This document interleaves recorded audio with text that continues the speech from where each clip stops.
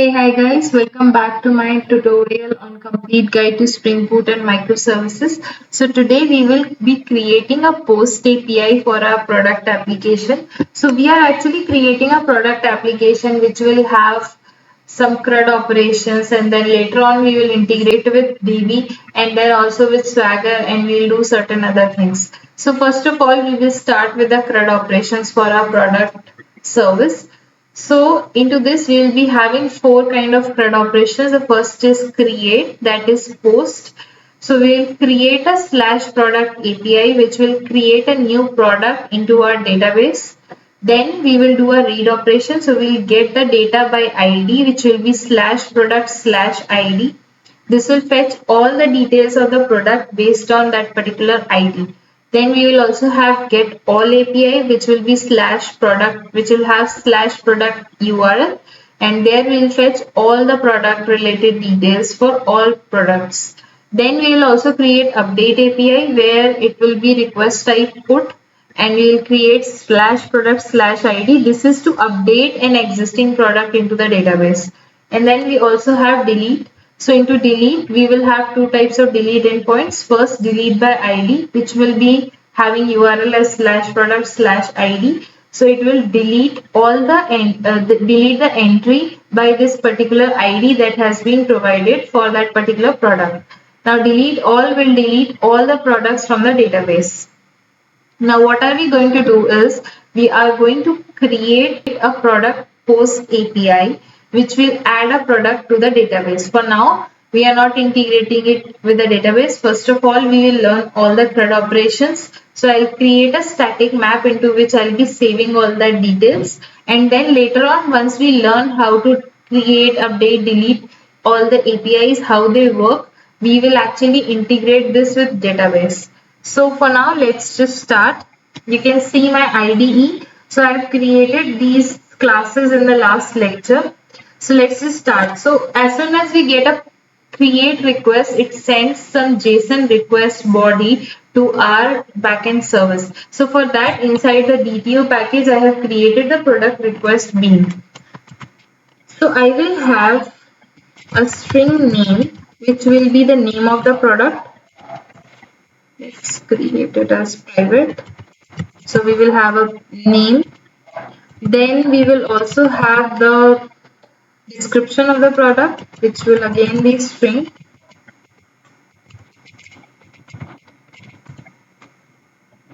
We can also have the price of the product, which we will take as float. So for now, I'm just taking these three things. Let's generate the getters and setters. For that, you can right click generate, and then you get an option for getters and setters. You can select all the member variables whose getters and setters you want, and then for the constructor also similarly, you can click on generate and then create a constructor using all the fields. So we created this request. So in the request, we will be getting the name of the product, the description of the product, and the price of the product. I'll show you how to use it further. Now let's create a controller. So what is a controller? Controller is a place where all your endpoints are registered. So it has to be annotated with either controller or REST controller. I prefer REST controller. The reason being, if you are just providing @controller annotation, it will simply, you will have to provide @response body with all your endpoints. However, if you are providing @REST controller, you don't need to explicitly provide @response body annotation with all your endpoints. So this is a very commonly asked question in most of the interviews, that what is the difference between @controller and @REST controller. So this is the basic difference. Now what it does is, as soon as your application starts, components can seize this @REST controller annotation, which is again a stereotype annotation, and it creates a bean out of it, and it signifies to the controller, okay, this is the REST controller and all the endpoints will be registered as part of this particular class. Now what we will do is we will create a post API. How to do that? We will use @post mapping annotation from Spring Framework Web, And to that, we actually have to provide our URL into double quotes. If you remember, we had a discussion that we will be having URL like this.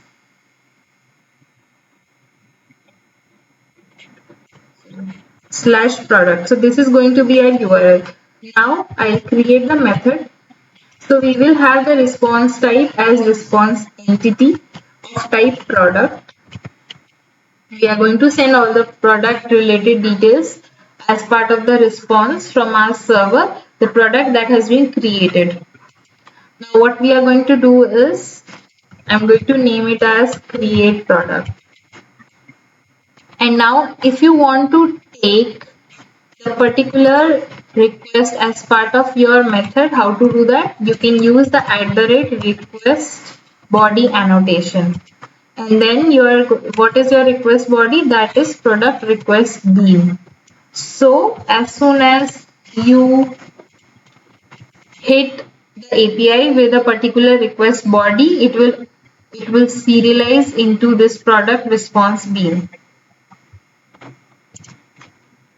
Now, in order to create a product, we need to have all our logic into the service layer, as I mentioned. So we have the service package. Into that we have the product service. We are going to annotate this with @service annotation, which means again this is a stereotype annotation. So whenever the component scans it, it creates a bean out of this and signifies to the Spring container that this is a service. So all the business logic will be part of this particular class. Now we will create a method where we will write all our business logic, and this will return the product.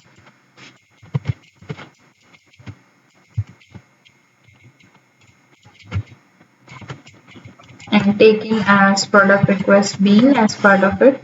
Now first let's create the schema structure. As I mentioned, we are not going to use the database as of now. We will be using it after we create all our endpoints. We will be using a static map into which we are going to save our data and do all the CRUD operations onto that particular map, and later on we will transfer that particular map to our database. Let me create another class. We can create it in the model itself.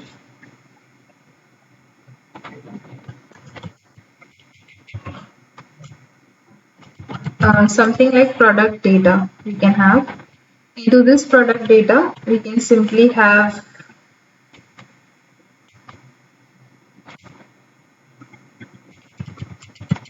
a map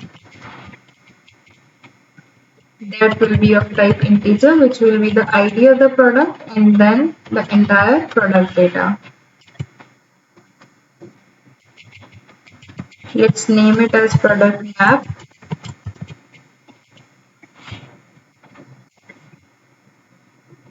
Let me import this. You can do Alt Enter to import it.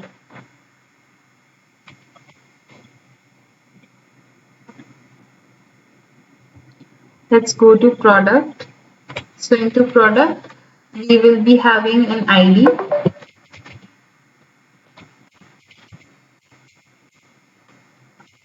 Which will be of type integer.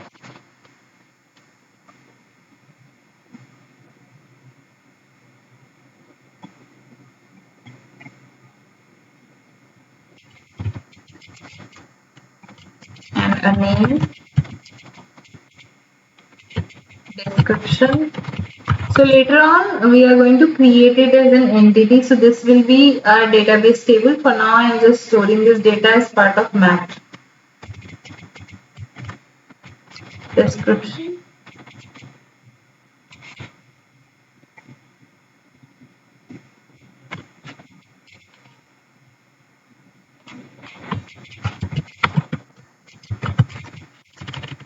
And the price. Let's again generate the data setters and the constructor.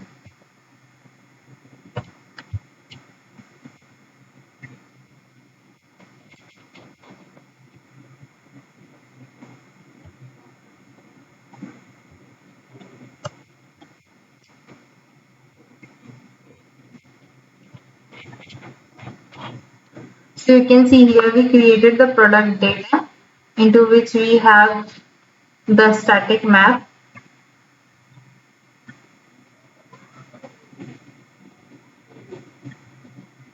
And now what we are going to do is in the service we are going to write the logic for it. So if you want to create a product, let's do one thing. We will auto generate an ID every time and save that as part of our map. So how we are going to do that? So we will use an atomic integer for that.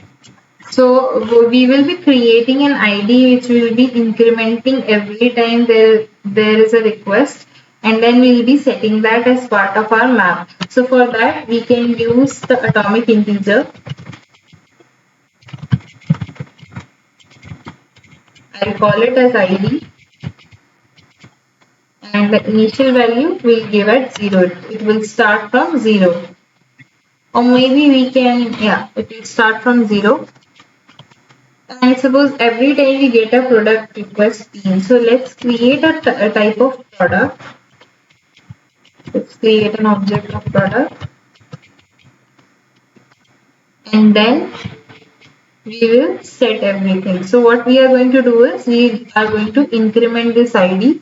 So for that we have ID dot increment and get. So it will increment the ID by 1 every time. And then the second parameter is name. So we are going to get it from the request bean dot get name. And the third one is description. Again we are going to get it from the request bean, whatever is coming from the UI.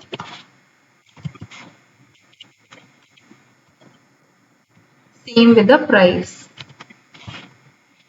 So I have created this product and now we are going to update the map of product data. So let's just put this data into it.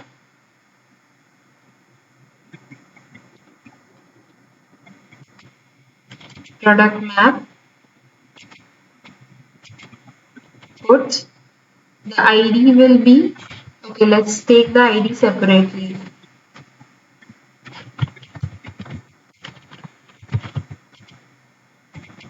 I'll call it as product ID because if I again call that, it will create an issue again incremented. So once we call an ID, we do a ID dot increment and get.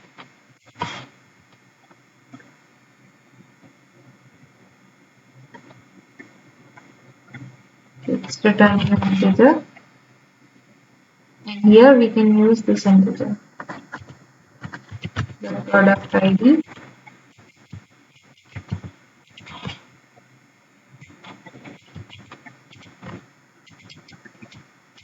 And then our product. So this will actually add this particular entry to our hash map. Now we need to return the product. So I'll simply do a return of product. So this is what is my service method. Now let's go back to the controller. Here we are going to inject the dependency of our product service so that we can use the methods that are created in the product service. How to do that? We will be using the dependency injection for that. So for that we are using auto wire annotation. And here we will auto wire the product service like this. So what it does is, this is how the dependency injection works. Once the product controller bean gets created, before that the product service bean will actually be injected as part of this product controller bean. So whenever we call a product service, some method of product service, it is available and then we can further call it. Dependency injection is mainly for loose coupling. You need not to do like product service is equal to new product service. So simply we auto wire it. We can auto wire, like if we have certain interface, we can auto wire any of the implementation of that interface using @qualifier annotation. We'll also learn about this in the coming lectures.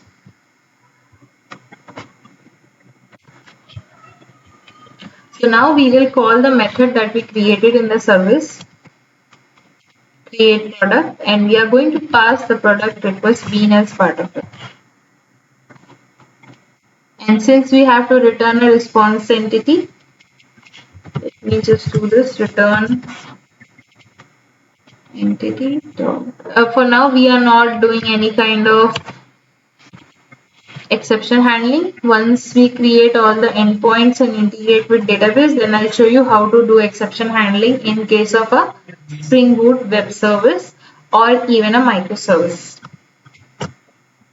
So this is how we are going to do this. I think the code is done. So we have a controller into which we have this product endpoint as a create mapping, and then we return whatever is there, and then into the service we are actually creating a product and a unique ID every time, and we are simply updating the product map with the product ID and the product.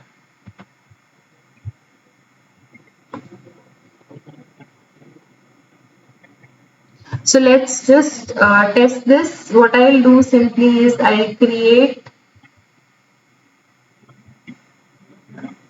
a get API for it, and then we can see the data that is being created as a product. So we'll do it in the next lecture, and we'll also test this as part of the next lecture. Thank you so much for watching. Please stay tuned for more updates. Thank you.